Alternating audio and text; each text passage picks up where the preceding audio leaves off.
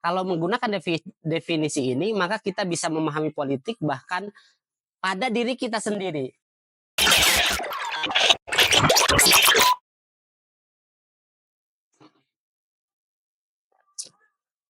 Assalamualaikum warahmatullahi wabarakatuh.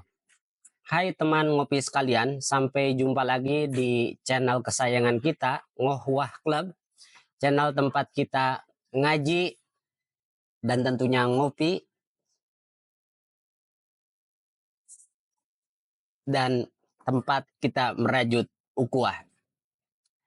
Kita ada segmen baru, kita beri nama Mimbar Siasi.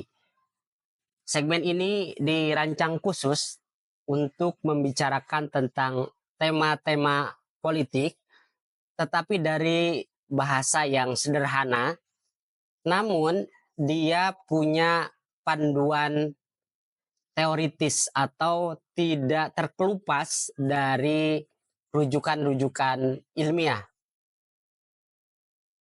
Segmen ini dibuat atas kegelisahan kami dari Ngohwah Club melihat fakta-fakta di lapangan, kejadian-kejadian di lapangan, bahwa ternyata tema politik ini tema yang sangat digemari oleh masyarakat bawah. Dia jadi tema pembicaraan di warung makan, di tempat ngopi, bahkan di tempat diskusi-diskusi, ngobrol-ngobrol ringan, itu menjadi tema pembahasan yang mereka selalu membawa tema-tema politik di tengah obrolan-obrolan mereka.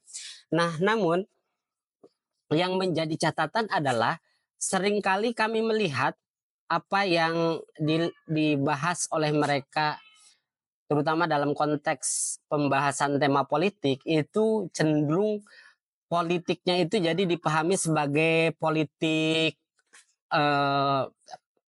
politik formal gitu ya, seperti pemilu, kemudian partai politik, presiden gitu. Padahal sebetulnya politik itu lebih luas dari itu.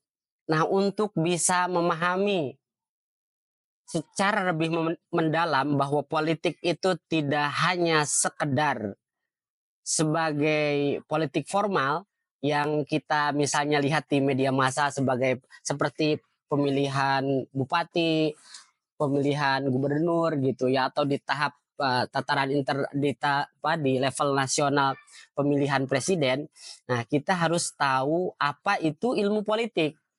Nah, teman-teman ngopi sekalian, ilmu politik ini unik gitu. Banyak tokoh, banyak ilmuwan mendefinisikan ilmu politik itu beragam, tergantung perspektif yang dia lihat. Ada misalnya yang mendefinisikan ilmu politik itu sebagai siapa dapat apa, caranya bagaimana. Kemudian ada juga yang mendefinisikan seni berkuasa gitu. Nah, kami punya definisi yang sederhana tetapi langsung merangkum dan masuk kepada jantung dari ilmu politik itu sendiri, yaitu mendefinisikan politik dari apa yang dikaji oleh ilmu politik itu sendiri.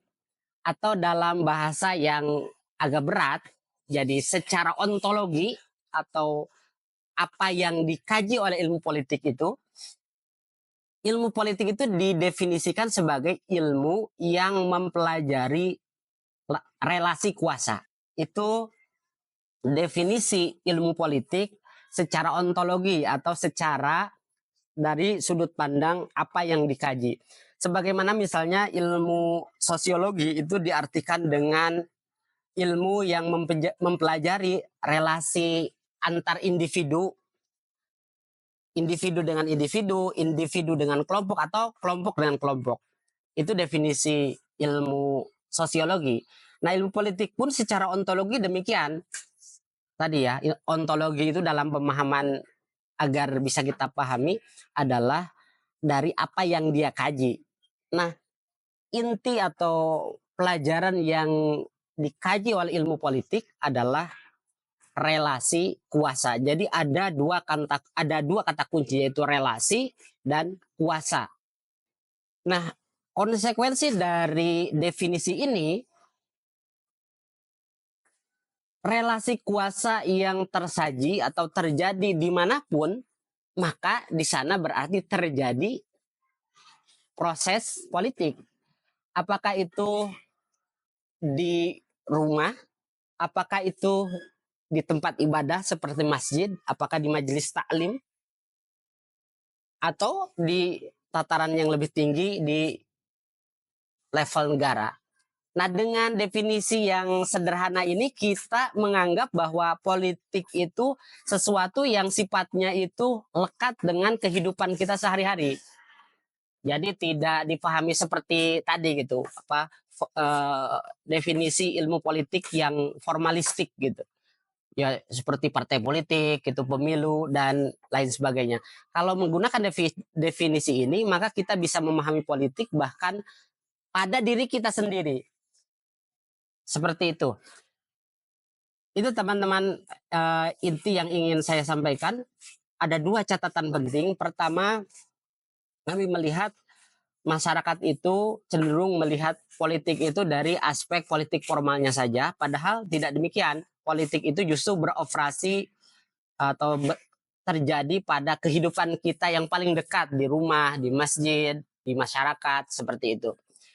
Itu satu. Yang kedua, untuk bisa memahami ilmu politik secara lebih luas dan lebih mendalam, kita pahami definisi ilmu politik dari perspektif ontologi atau apa yang dikaji, yaitu ilmu politik adalah ilmu yang mempelajari tentang relasi kuasa. Dua poin ini saya kira cukup untuk mengawali segmen ini.